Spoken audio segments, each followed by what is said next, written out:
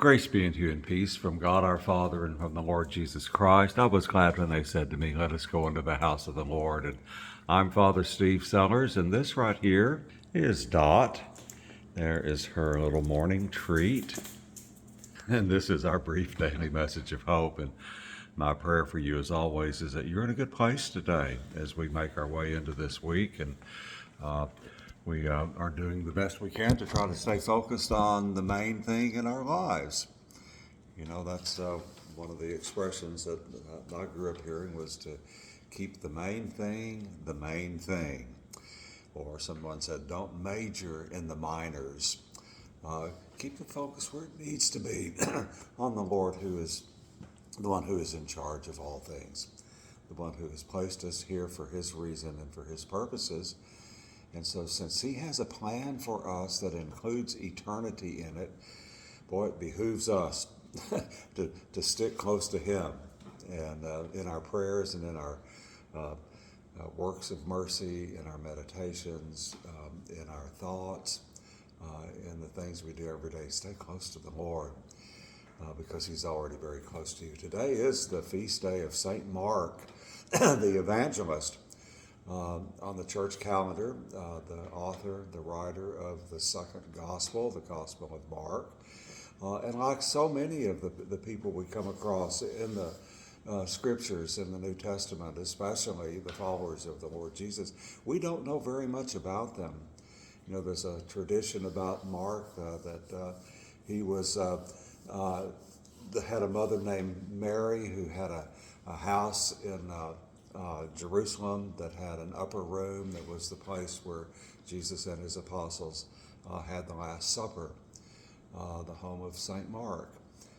And that he also had a cousin, sometimes called an uncle, but I think cousin is the best translation, by the name of Barnabas, who became one of the 12 and was welcomed into the apostles from very early on.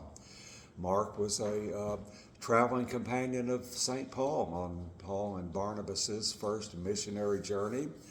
And then he was going with them on their second missionary journey. But something happened and Mark decided to return back home. And the tradition was that led to some enmity between him and St. Paul. And then, of course, Mark, or John Mark, as he's sometimes called, became a companion with St. Peter in Rome.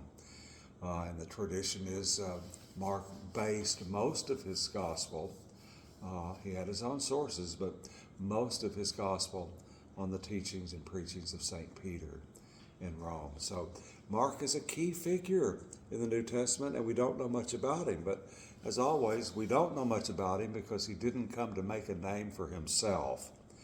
Just like the other apostles, they didn't come proclaiming their own names.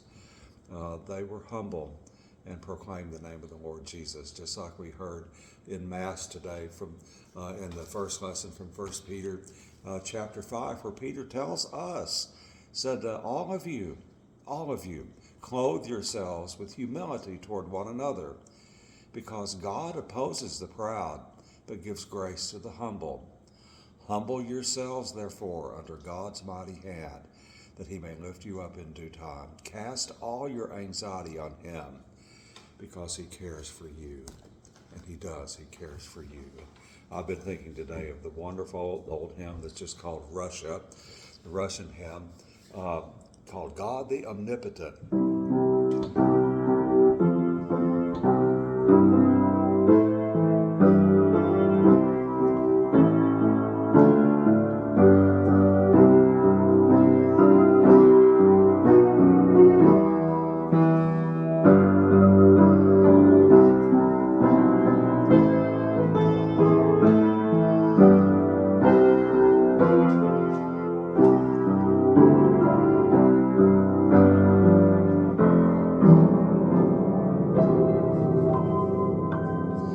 Blessed day today, and God willing, Dot and I will see you here again tomorrow. God bless you.